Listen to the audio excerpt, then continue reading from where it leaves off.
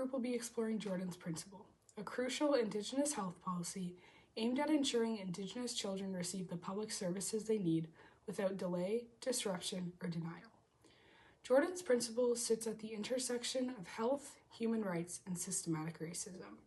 It directly affects access to healthcare, social supports, and education for tens of thousands of Indigenous children across Canada. Despite its importance, it remains widely misunderstood, inconsistently applied, and often contested, especially in the last year.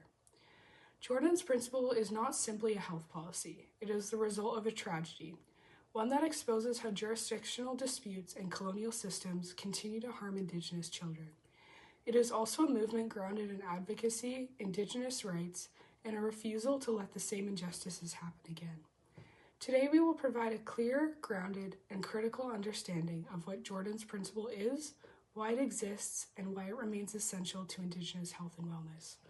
To guide you, our discussion will unfold in 3 connected parts. First, Grace will take us through the background and context of Jordan's Principle. She will begin by sharing the story of Jordan River Anderson, a young boy from Norway House Cree Nation whose life and death exposed deep systematic discrimination in Canada's health and social service systems. Grace will explain how jurisdictional disputes kept Jordan in a hospital for years after it was medically unnecessary, ultimately leading to his death in 2005. She will then outline how Jordan's Principle was created, the eligibility criteria, how families access it, and how the principle is meant to function as a child-first mechanism to prevent injustice. Next, Mack will explain why Jordan's Principle is essential for Indigenous health today. This section will explore how the Canadian Human Rights Tribunal has repeatedly found Canada to be discriminatory, how Jordan's Principle works to ensure timely access to health, mental health, cultural, and social services, and how it promotes substantive equality, not just equality on paper. Mack will also discuss the significance of culturally grounded care, community-led solutions, and the role of self-determination in healing and wellness. Finally, Cam will examine what is happening right now with Jordan's Principle. This includes the 2025 operational bulletin that restricted eligibility, increased bureaucratic requirements, and resulted in suspended programs such as the Yukon Rural Nutrition Program. Cam will also discuss ongoing barriers, particularly in remote Indigenous communities with limited access to primary care providers, and the real consequences of these new restrictions for children and families today.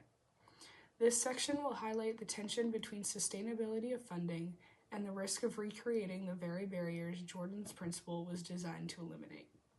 Together, each section will show that Jordan's Principle is not simply a policy.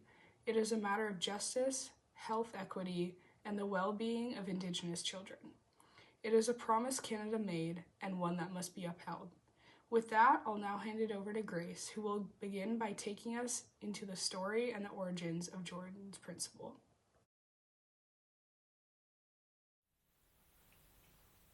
Thank you for that introduction, Clara. I'd like to begin my segment with an imaginary scenario. I'd like you to imagine that you and your partner are expecting a baby. You've just spent 9 months preparing for your new life raising this baby. You spent countless hours buying diapers, onesies, discussing baby names, and engaging in the typical worries and excitements of expecting parents. Now, the anticipated day has arrived, and you're at the hospital for the delivery of this baby. Your newborn baby arrives, but you find out he's born with complex medical needs and is required to stay in the hospital. Of course, you undertake this journey, but you end up spending 2 years of constant testings, procedures, and sleepless nights to keep your baby alive and healthy. As you can imagine, this would be a difficult journey for any child or parent to go through. But today is the day that your child is deemed stabilized and able to be admitted from the hospital. For the first time, you can take your baby, who's now a 2-year-old boy, who's only ever lived in a hospital environment, home. A plan is put in place, and it's decided that your baby will be best supported in a specialized foster home, which is close to his community. You're beyond excited to introduce your child to their new home, community, and start a new life outside the hospital. Now, I want you to imagine being delivered the news that the government of Manitoba and the government of Canada are arguing over who will pay for the equipment required to take your baby home.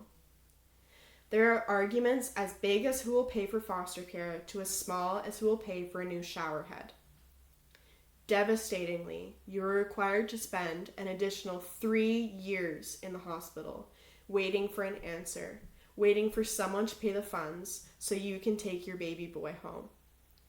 3 years that you could have been at home by now, surrounded by community and family and support, but instead spent in the same place your boy has always been. After 3 years of waiting, your beautiful baby boy, who's now 5 years old, slips into a coma and a catastrophe takes place. Your baby boy doesn't awake and sadly passes away in the hospital, never stepping foot into his home, his community, his world, outside of medical tests, doctors, and procedures. Unfortunately, this is no imaginary scenario, but this is the story of Jordan River Anderson. Tonight, I'll be discussing the background and context of Jordan's principle.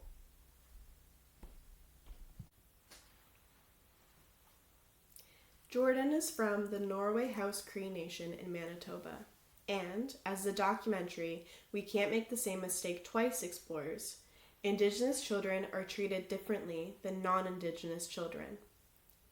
This racist issue is directly seen in Jordan's case. As Kathy Fournier explains, the funding arguments took place due to his First Nation status. If Jordan were white, there's a higher chance he would have gone home once stabilized. This inspired action to take place to ensure this devastation does not happen to any other Indigenous children.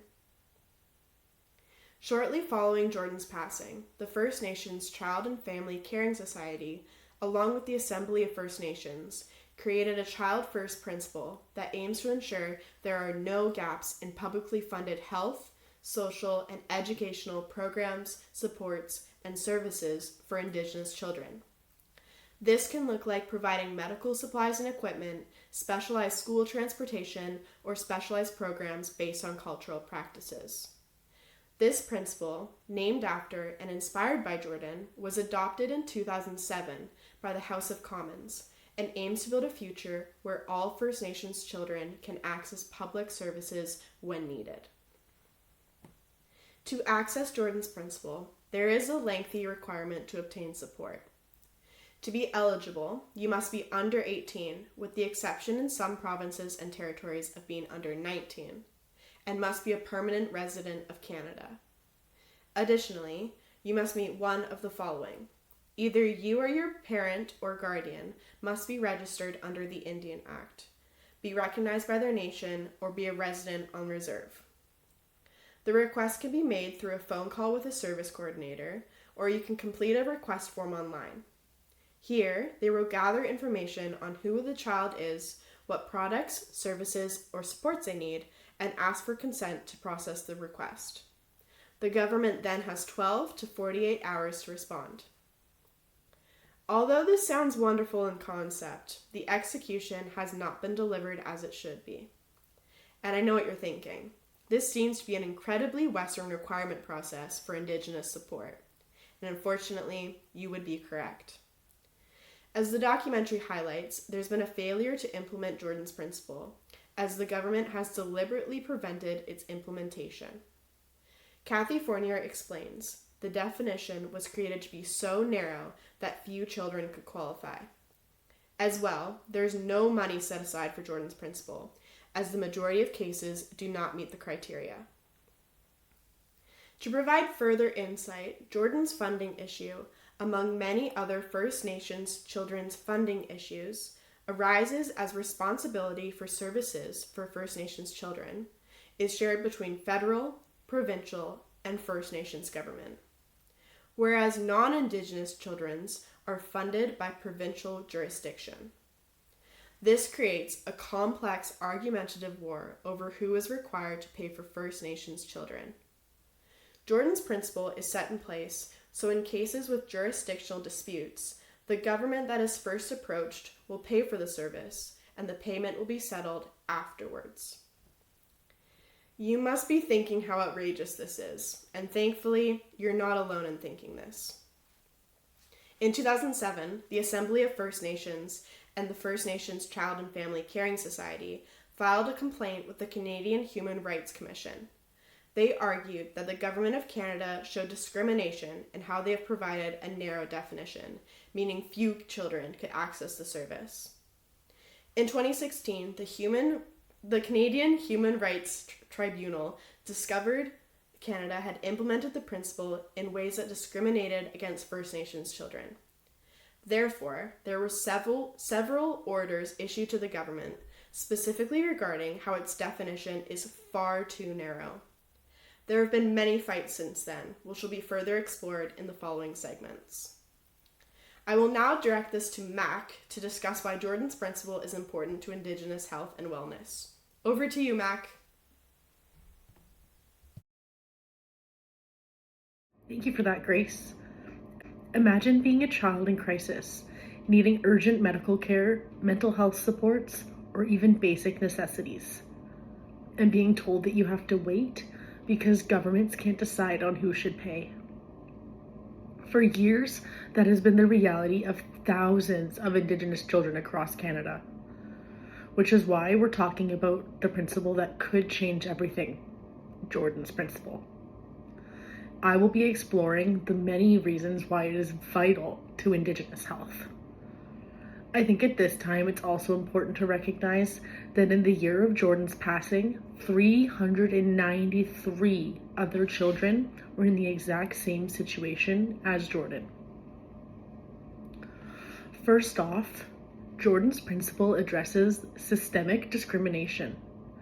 In 2016, the Canadian Human Rights Tribunal found that Canada's narrow interpretation of this principle led to service gaps, delays, and outright denials for First Nations children. The tribunal called Canada's approach empty rhetoric and ordered immediate reform to ensure substantive equality. This wasn't just a policy failure. It was a human rights violation. Secondly, Jordan's principle ensures timely access to health services. Delays in care, whether for mental health, disability supports, or urgent medical needs, can mean irreparable harm. The tribunal's 2025 decision made it clear. Urgent requests like suicide risk, palliative care, or domestic violence must be addressed within 12 hours. Canada is now held accountable for backlogs and delays because every hour matters when a child's life is at stake. Thirdly, Jordan's principle promotes substantive equality. This isn't about treating everyone the same. It's about equitable treatment that respects cultural, historical, and geographic realities. For example, a First Nations child in a remote community who needs speech therapy can have the cost of travel and accommodations paid for so that they can access a specialist.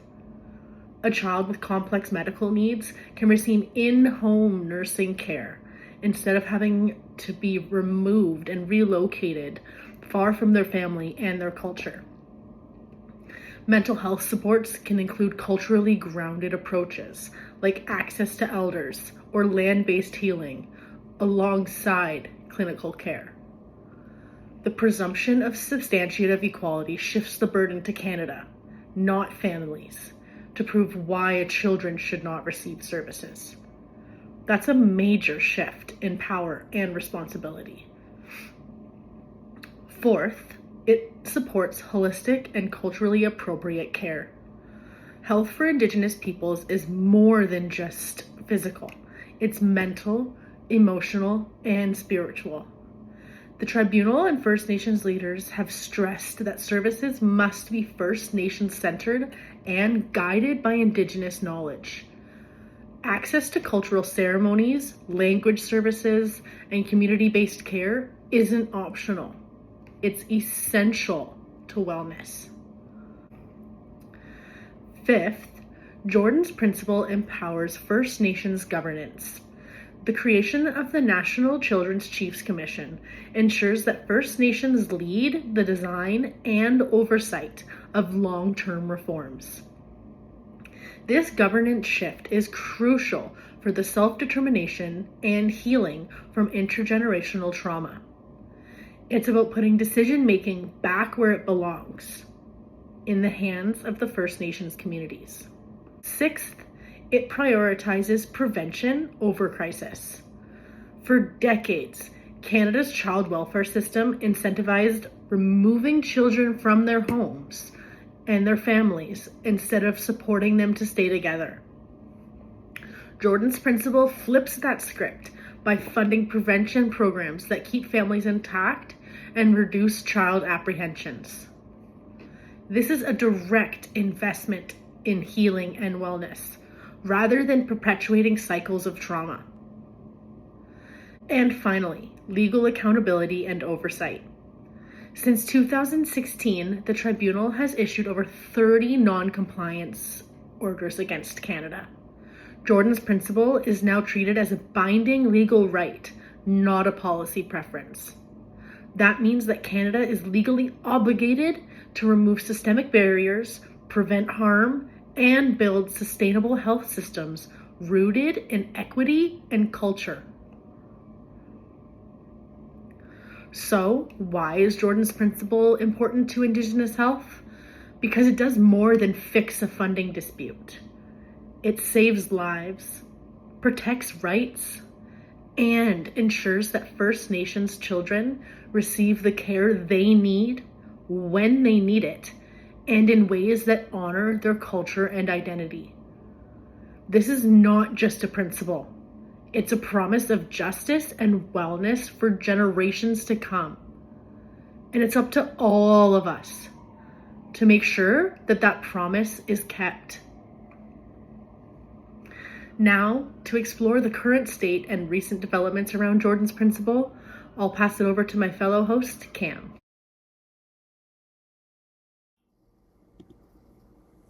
Thank you, Mack.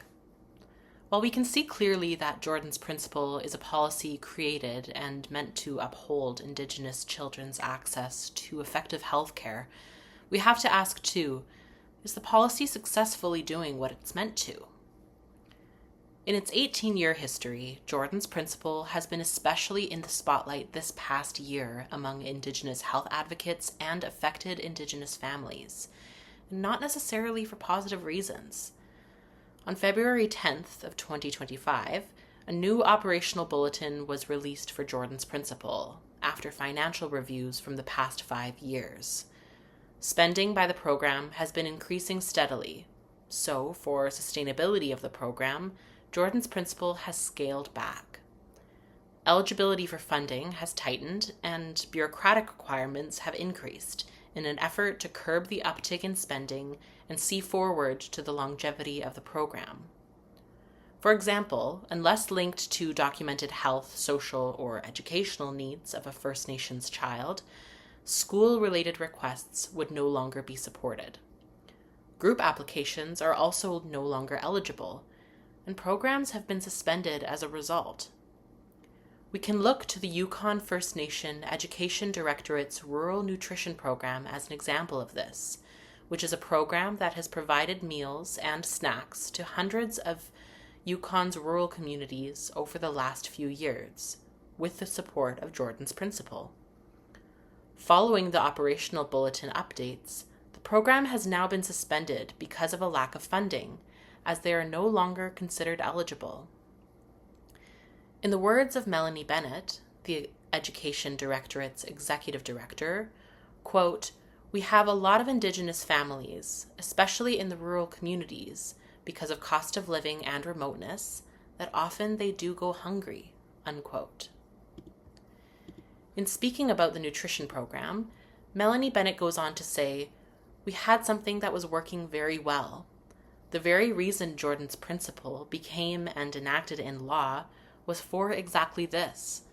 Jordan's Principle was brought in so that children did not have to go without," unquote.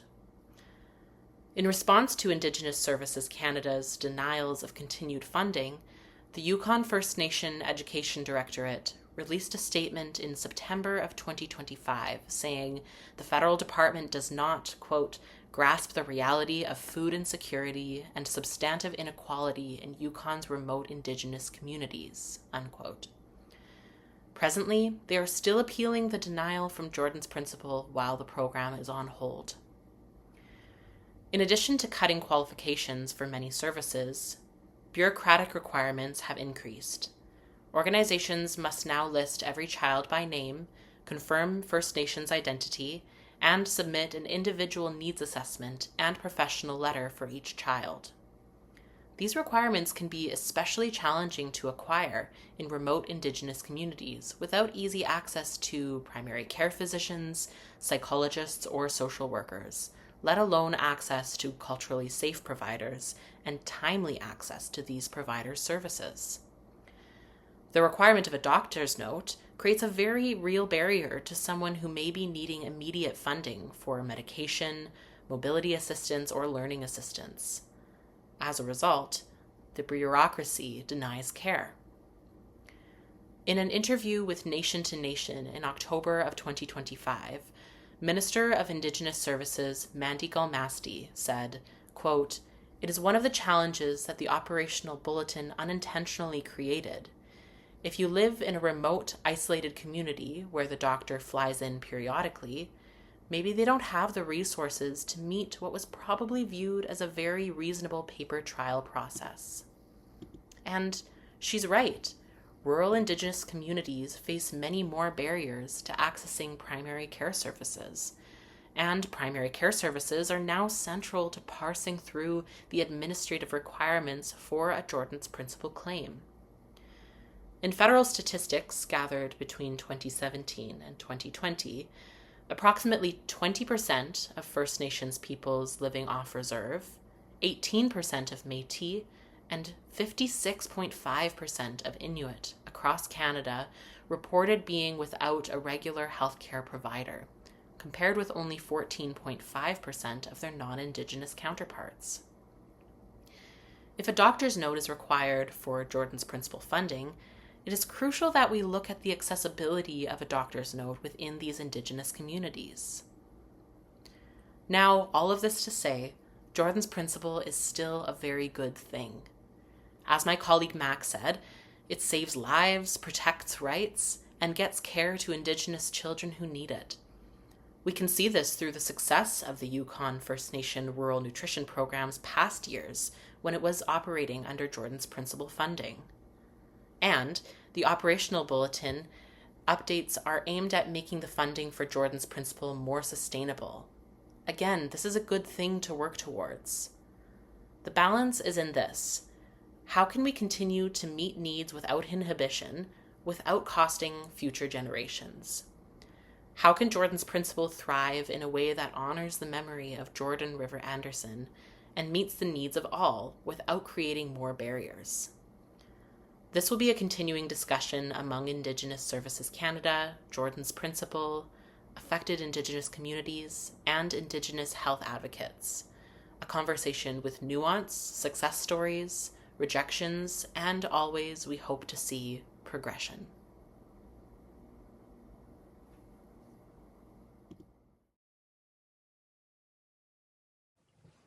Thanks, Cam.